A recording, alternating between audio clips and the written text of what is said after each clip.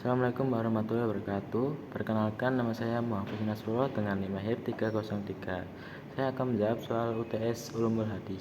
Soal yang pertama yaitu jelaskan pengertian dari hadis dan asar. Hadis itu adalah segala sesuatu yang berasal dari Rasulullah SAW, baik itu perkataan atau perbuatan, ketetapan atau bahkan sifat-sifatnya yang diriwayatkan oleh para sahabat. Jadi hadis itu adalah catatan hidup Nabi Muhammad yang jadi sumber hukum kedua setelah Al-Quran dalam Islam. Contohnya hadis tentang cara sholat atau puasa. Sedangkan asar itu lebih luas. Asar biasanya merujuk pada perkataan, perbuatan, atau ketetapan dari para sahabat Nabi atau bahkan tabi'in atau generasi setelah sahabat. Jadi asar itu kayak hadis dari orang-orang terdekat Nabi, tapi bukan langsung dari Nabi sendiri. Kadang asar seperti dipakai untuk membedakan dari hadis murni, tapi dalam ilmu hadis keduanya sering dibahas bersama sebagai sumber sunnah. Yang kedua yaitu soalnya sebutkan dan jelaskan tiga fungsi hadis terhadap Al-Quran. Hadis punya peran penting buat melengkapi Al-Quran, karena Al-Quran itu kitab suci yang kadang butuh penjelasan lebih detail. Yang pertama yaitu fungsinya bayan.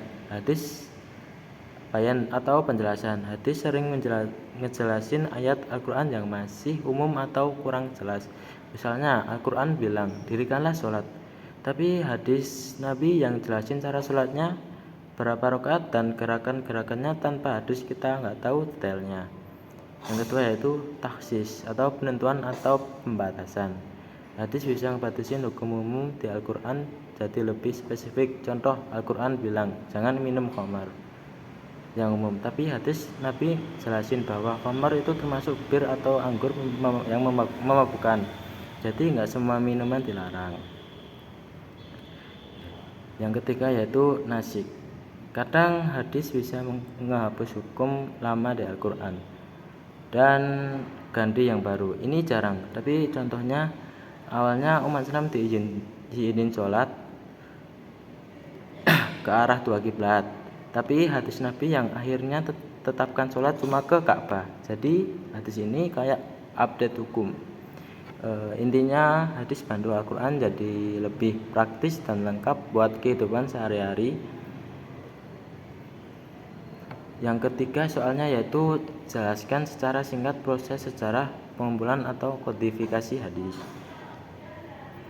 Proses pengumpulan hadis itu panjang banget, dari zaman Nabi sampai abad ke-3 Hijriah. Awalnya di zaman Rasulullah SAW, hadis disampaikan secara lisan aja.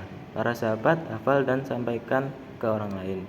Gak ada yang ditulis resmi karena takut bercampur sama Al-Quran.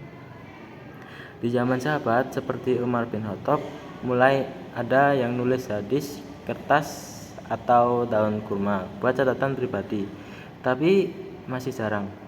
Zaman tabi'in atau generasi setelah sahabat, pengumpulan lebih serius. Mereka mulai kumpulin hadis dari sahabat, cek keasliannya dan bagi-bagi berdasarkan tema. Dan kodifikasi besar-besaran terjadi di zaman Abbasiyah abad ke-8 sampai 9 Masehi, saat pemerintah dukung ulama buat kumpulin hadis.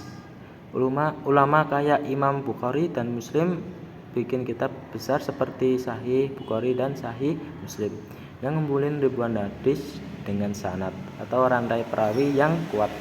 Mereka jalan-jalan ke berbagai daerah, tanya-tanya, verifikasi sampai akhirnya jadi kitab hadis yang kita kenal sekarang. Proses ini butuh ratusan tahun biar akurat dan hindari hadis palsu.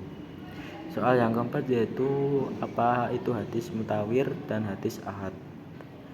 Hadis mutawir itu hadis yang diriwayatkan oleh banyak perawi di setiap tingkat sanadnya dari awal sampai akhir, dan mustahil mereka semua bohong atau salah bareng.